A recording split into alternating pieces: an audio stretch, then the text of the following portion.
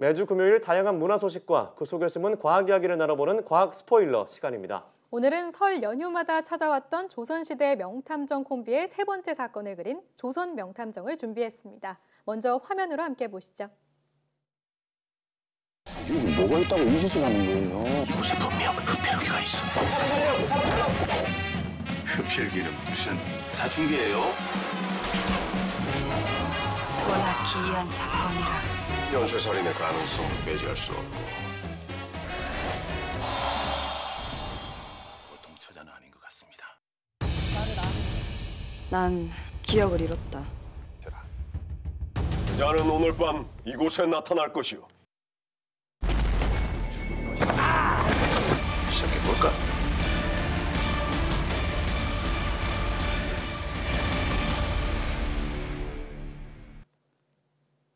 네, 오늘도 양효영 기자와 함께하겠습니다. 안녕하세요. 네, 안녕하세요. 네, 오늘 영화 3년 만에 3편으로 돌아온 조선 명탐정인데요. 네.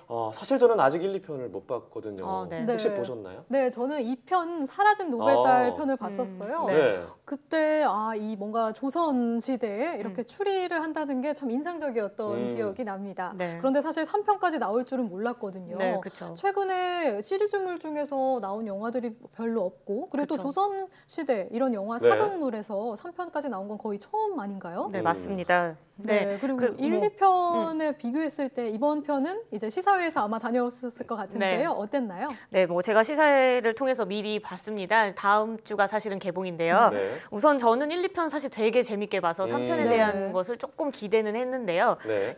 과거에 1, 2편들이 좀 약간 탐정 쪽에 조금 더 치우쳐 있었다면 이번 3편은 약간 코믹물에 가깝다고 볼 수 있습니다. 근데 네. 앞서 제가 말씀드린 대로 저는 1, 2편 아직 못 봤는데 3편만 봐도 뭐 큰 문제는 없나요? 네, 뭐 시리즈라고는 하지만 이전에 네. 이어졌던 내용들이 이어지진 않아요. 뭐 스타워즈 뭐 이런 편하고는 좀 달라서 네. 각각의 영화에 부제가 있는 것처럼 각각의 사건을 다루기 때문에 사실 앞에는 보진 않아도 되고요. 영화 앞뒤에 뭐 어떠한 내용들이 나오지도 않고 혹여 뭐 그 주인공 캐릭터에 대한 내용이 나온다고 하더라도 모두 대사로 이야기를 해주기 때문에 네. 이해하는 데는 좀 큰 어려움은 없을 거라고 봅니다. 그렇군요. 그럼 더 볼만할 것 같다는 생각이 드는데요.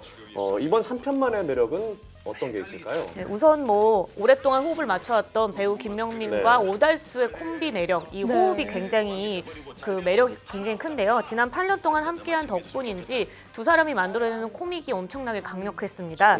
뭐 영화를 보면은 이 자기적인 설정의 코믹 장면들이 제 느낌엔 좀 있었는데도 불구하고 두 배우의 최강 케미가 네. 어느새 함께 웃게 만들더라고요. 그리고 또 줄거리 면에서는 사실 여성 캐릭터의 활용이 굉장히 돋보였는데요. 이 지난 1편하고 2편에서는 여성 캐릭터가 사실은 뭐 긴장감을 만들거나 뭐 사건의 열쇠 역할 이런 굉장히 단순하고 단편적인 캐릭터에서 소비되고 말았는데 네. 이번에 이 김지원 씨가 연기하는 월영이라는 캐릭터는요. 뭐 기존의 1, 2편에서 했던 여성 캐릭터가 보여주는 뭐 역할은 그대로 하면서도 네. 이야기의 중심에서 감정을 굉장히 잘 이끌어갔습니다. 그래서 그 부분에 있어서 좀 감동을 받는 관객들도 있을 거다 네. 이렇게 좀 생각은 되고요. 뭐 하지만 저는 또 영화에서 아쉬운 점도 찾긴 찾았었죠. 어떤 점이 아쉬웠나요? 네, 아무래도 제가 이 과학 스포일러를 진행하다 보니까 뭐 좀 더 네, 그럴 수도 그렇죠. 있겠지만 이 만약에 탐정물 이런 수사물에 조금 더 매력을 느꼈던 관객이라면 이번 3편은 조금 아쉬울 수 있을 것 같아요.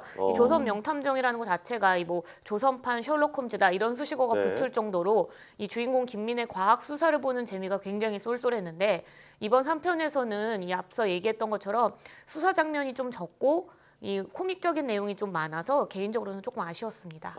네, 그런 게 아쉽다는 말씀을 해주셨지만 제가 개인적으로 오달수 씨를 굉장히 좋아하거든요. 오달수 네. 씨의 그 믿고 보는 코믹 연기들. 네. 그래서 뭔가 영상을 보니까 더 기대가 되는데요. 네. 저는 수사 장면이 되게 기대가 됐었는데 네. 그게 아쉬운 부분이라고 하니까 조금 기대감이 조금 떨어지는데 네.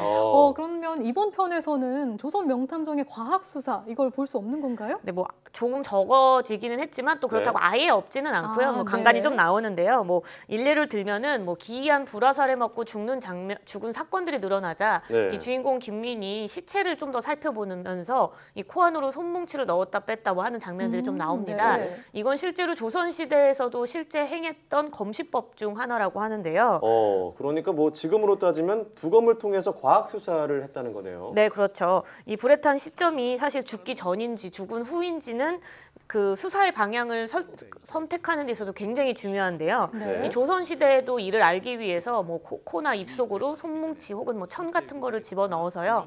재나 그을음이 나오는지를 확인했다고 합니다. 그러면 이 손뭉치에 만약에 재가 묻어나오면 살아있을 때 숨을 쉬면서 재가 이렇게 들어가는 거기 때문에 아, 그렇군요. 살아있는 동안 탔구나 이렇게 알 수 있고 아. 만약에 재가 묻어나오지 않으면 살해당한 뒤에 이를 숨기기 위해서 불을 질렀다. 뭐 이렇게 추리를 할 수 있죠. 오, 나름 과학적이네요. 네. 그런데 이 정도는 그렇다 쳐도 사실 그 음. 당시에는 뭐 부검 기술도 지금처럼 뛰어나지 않았을 테고 네. 하기도 쉽지 않았을 것 같은데요. 어떻게 사인을 알아냈을까요? 네, 우선은 조선시대에서도 이 과학 수사를 돕는 법의학 책이 하나 있었어요. 바로 무원록이라는 이 법의학 교과서인데요. 이 원래는 중국 원나라의 책인데 1440년 이 조선에서 넘어와서 최치훈 등 여러 명이 이제 새롭게 조선식으로 정리한 신주 무원록이라는 조선판을 만들어냈습니다. 네. 이 책이 이제 일종의 사체 관찰서, 시체 관찰서라고 볼 수 있는데 이 책에는 시신의 흔적에 따라서 의심할 수 있는 사인, 또 흉기의 증거를 찾는 방법 등이 자세히 적혀 있었다고 합니다. 좀 예를 들어보면요, 시신의 얼굴 색깔이 붉은색, 뭐 진한 붉은색, 검붉은색, 누런 붉은색 이런 식으로 구분돼 있었는데 네. 이에 따라서 의심할 수 있는 사인들, 어떤 식으로 죽었는지 이런 것들이 네. 적혀 있고요. 또 손으로 만약에 목을 졸라서 죽이는 사람의 얼굴은 정맥만 막히기 때문에 검붉게 띈다 뭐 이런 네. 게 있고 죽기 전에 구타를 많이 당했다면 멍이 들기 때문에 피부의 어느 부분들은 뭐 푸르타 이런 식으로 써 있었던 거죠. 그런데 피부색만으로 어떤 사인을 밝혀내는 것은 조금 허술하다는 생각도 드는데요.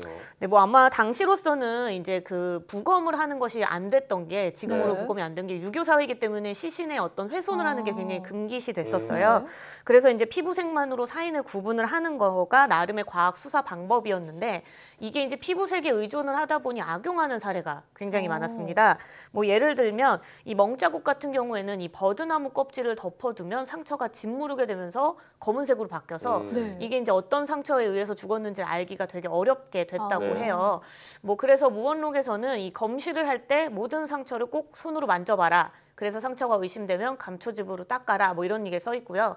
또 다른 거는 이 살인 흉기가 의심되는 도구는 식초를 넣어서 색의 변화를 확인해 보면 알 수 있다. 뭐 이런 것도 써 있다고 합니다. 네, 감초즙과 식초요. 이게 네. 과학적으로 좀 근거가 있는 건가요? 네, 뭐 그 아무래도 그 혈액 속에 단백질 성분이 있어요. 그래서 산과 만나면 응고하는 성분이 있거든요. 그러니까 그 식초 같은 게 혈액 속 안으로 들어가면은 응고가 되면서 색이 변하니까 네. 그 나오는 거라서 어떻게 보면 요즘 방식하고도 좀 맞닿은 거고요. 네. 또 조선시대에 왜 제일 많이 쓰는 게 비녀, 은비녀나 아, 은수져가지고 맞아요. 독약물을 찾아내는 거잖아요. 네. 그거는 이제 원래 당시의 독약을 유황을 제일 많이 썼습니다. 비소 같은 것들을. 네. 그런 거는 은하고 만나면은 검은 막을 형성하기 때문에 이 색의 변화를 통해서 이게 독극물에 의한 독살이구나 이런 것들을 확인할 수 있었던 겁니다. 네, 그렇군요. 그리고 전 이 편을 봤을 때요. 조선시대표 이런 과학 수사도 재밌었지만 네. 그 주인공을 연기했던 김명민 씨, 네. 그 주인공 이름이 김민인가요? 네. 네. 그 김민이 자기가 직접 발명품을 만들어서 활용하는 게 참 인상 깊었거든요. 네. 어떤 게 좀 인상 깊었어요? 저는 그 예스러운 망원경도 기억이 나고요. 그리고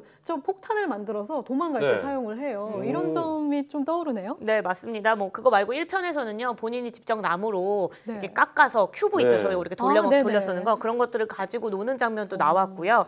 그리고 뭐 이제 그 라이터 대신을 해서 이런 네. 곰방대에다가 불을 붙이는 방식을 자기가 개발을 해서 이름을 네. 뭐 지포다 뭐 이런 식으로 붙여서 나오는 장면도 있었고 뭐 거중기를 만드는 장면도 네. 있었던 것처럼 굉장히 좀 그런 발명품들이 많이 나왔었습니다. 좀 코믹스럽게 이렇게 했군요. 네. 그러면 이번 3편에서 또 어떤 새로운 발명품이 있었나요? 네, 물론 나옵니다. 네. 한 번에 여러 발을 쏠 수 있는 활이 등장을 하는데요. 네. 저는 사실 이게 영화적 상상력으로 만든 활인 줄 알았더니 실제 알고 보니 순호궁이라는 당시에 존재했던 활이라고 합니다. 실제 있었던 네. 거군요. 이 순호궁은 한 손에 들 수 있게 만든 작은 쇠뇌라고 하는데요. 이 쇠뇌는 이 활틀 위에 목재 탄창을 만들고요. 네. 여기에 길이가 조금 짧은 그래서 화살을 여러 개 넣을 수 있는 곳에 넣고 난 다음에 아. 활 사이를 당기면 한 번에 여러 발의 활이 쏘아지는 방식입니다.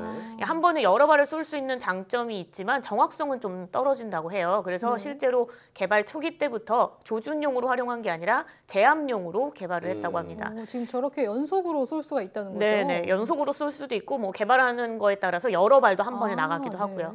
영화에서는 이 순우궁이 등장하는 장면이 사실 좀 뒤쪽에 나와서 어떻게 말을 해야 되나 좀 걱정을 하긴 했었지만 지금 저희가 보여드리는 이 방송 장면에 나오는 순우궁은 실제 진짜 조선시대 때 썼던 순우궁이고요. 영화에 나오는 순우궁 모양이 좀 다르니까 그걸 좀 비교해보면서 보는 재미도 좀 있지 않을까 싶습니다. 아, 이 부분도 이제 아껴두는 네, 장면이군요. 네. 그럼 지금 본 실제 순우궁을 잘 기억해놨다가 네. 영화에서 비교해봐야겠습니다. 네. 그럼 여기서 영화 조선 명탐정 흡혈괴마의 비밀 이 3편에 대한 양 기자의 과학 팩트 점수는 몇 점일지 함께 확인해볼까요? 영화 조선 명탐정 흡혈괴마의 비밀. 명탐정은 어디 가고 명콤비만 남았다. 네, 과학 팩트 별점 2개 반입니다. 네, 오늘은 3년 만에 돌아온 조선 명탐정 3를 통해서 당시 과학 수사 기술과 그리고 전쟁에 활용됐던 무기들에 대한 과학 이야기를 나눠봤습니다. 약간 좀 무거울 수 있는 주제지만 좀 가볍게 봐도 되겠다는 생각이 들어서 네, 맞습니다. 이번에 꼭 봐야겠다는 생각이 듭니다. 오늘 말씀 고맙습니다.